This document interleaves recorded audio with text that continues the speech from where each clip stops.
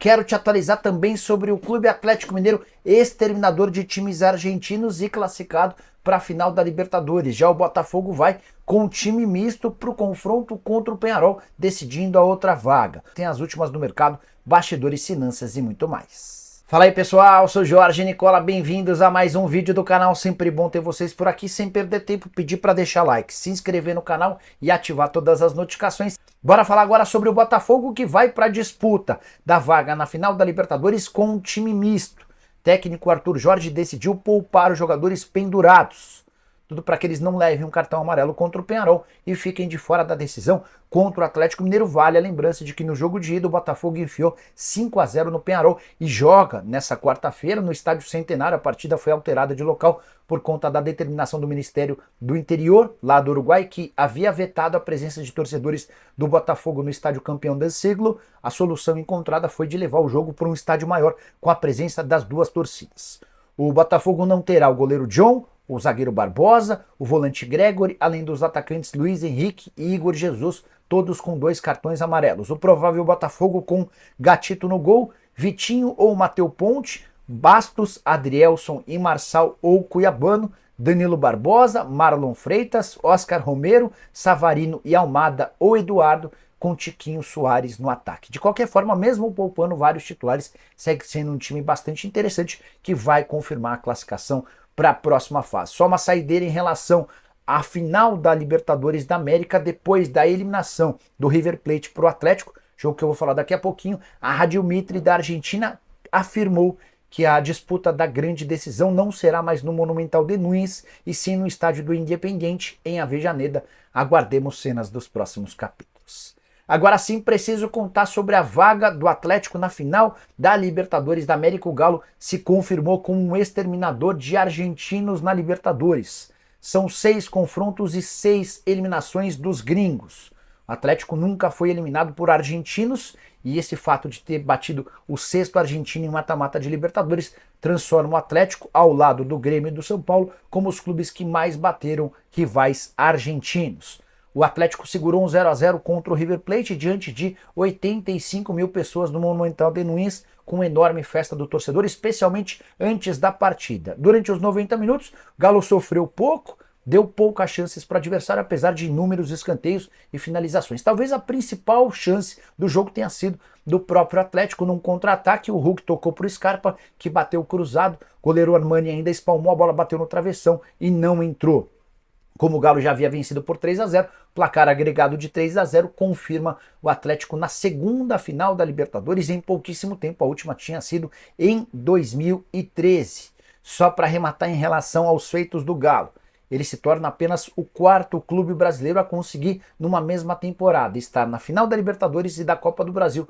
Os 3 primeiros haviam sido Grêmio, Flamengo e Palmeiras. Gols pra registrar também, mais da opinião da galera. Então vamos analisar o que o Milito fez hoje, como ele escolheu o seu time que jogou nesse desafio lá no estádio Monumental de Núñez. Everson, melhor em campo, levou cartão no primeiro tempo, né? Lianco, depois Saravia, ao intervalo Saravia entrou, Lianco foi amarelado na etapa inicial e por isso saiu. Batalha, Júnior Alonso, Guilherme Arana, como foram os defensores do Galo, Edu? Foram bem, e foram bem demais, né? O Arana, ofensivamente, não foi aquele que a gente conhece, porque o Atlético fez um jogo diferente. Arana que deu vaga ao Vargas, inclusive. Exatamente, ele sai na reta final pro Vargas entrar, mas o Atlético em determinado momento defendeu com a linha de 5, né? Se quiser pode incluir o Scarpa nessa linha de defensores, não dá pra tirar os volantes dessa linha de defensores também. Tô abrindo os números de jogadores, né? Por exemplo, o Fausto Vera, ele tem incríveis 9 cortes na partida, 4 finalizações bloqueadas, 2 interceptações e 3 desarmes. São 18 ações defensivas do Fausto Vera. Agora, olha esse número do Batalha.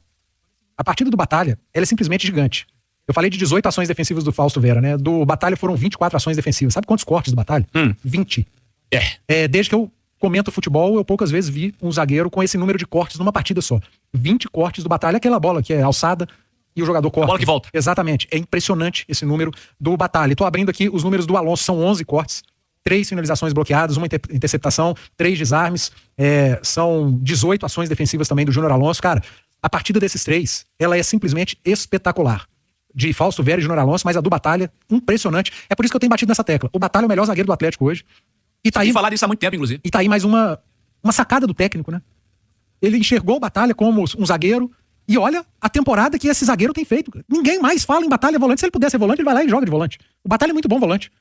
Ele é bom volante, mas ele é um excelente zagueiro. Excelente zagueiro. E o Batalha zagueiro leva o Atlético também a essa final. E falar o que é do Everson, né? Com 6 defesas importantíssimas, o grande nome da partida.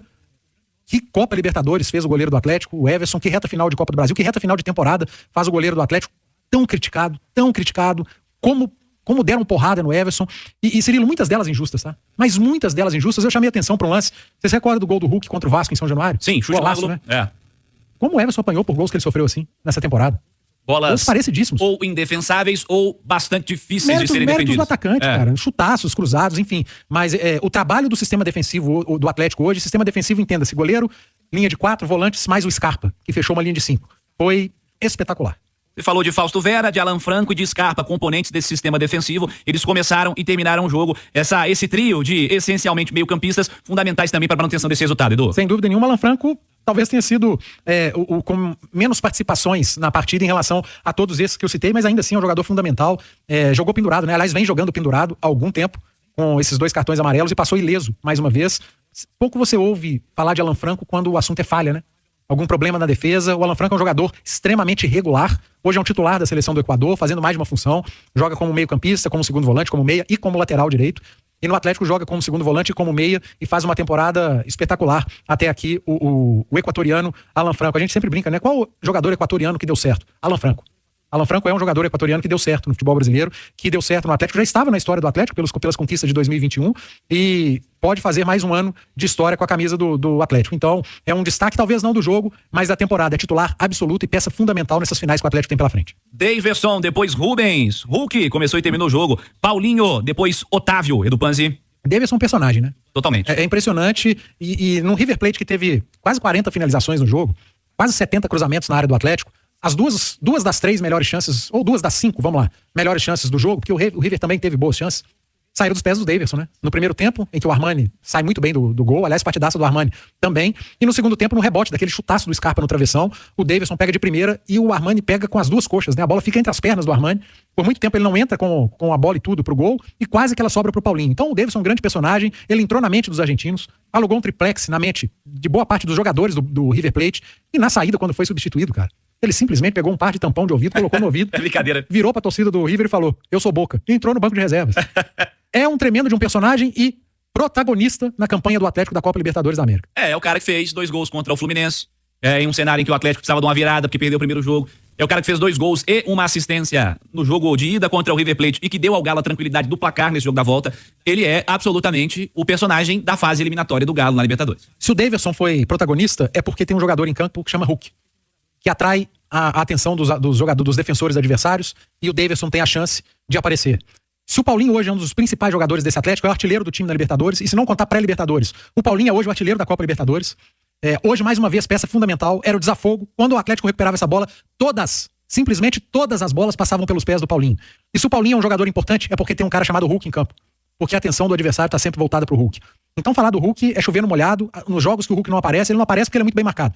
Aí ele dá a chance dos outros aparecerem. Então, destacar esses 2, Daverson pelo protagonismo nessa reta final, quartas de final, gols contra o Fluminense, semifinal, gols contra o River Plate, e Paulinho, artilheiro do Atlético na Libertadores. Eu repito, se não contar a pré-Libertadores, ele é o artilheiro da Copa Libertadores hoje. É porque o Júnior Santos meteu muito gol naquelas 2 primeiras fases. Exatamente. Né? E que é Libertadores, né? Então o Júnior Santos, ele é o artilheiro da Copa Libertadores. Mas na Libertadores, a partir da fase de grupos, o artilheiro é o Paulinho. Jogador fundamental que joga como ponta, que joga como centroavante, que joga como ponta de lança, que joga como meia e que joga como ponta direita também. O Paulinho é um jogador fundamental, multifunções, além de goleador nesse time do Atlético. Perde gols? Perde. Mas vamos olhar o Paulinho diferente. Rapaziadinha, ficamos com o nosso giro de notícias do maior clube brasileiro, com a gente tá falando do Atlético Mineiro, que está na final da Copa do Brasil e também da Libertadores. Se você gostou e curtiu esse comentário, dessas coisas maravilhosas, chega deixando seu like, se inscrevendo no canal, ativa também o sininho de notificação. Sabemos que é super importante a sua participação neste conteúdo. Um grande abraço no seu coração. Até o próximo vídeo. Vamos que vamos.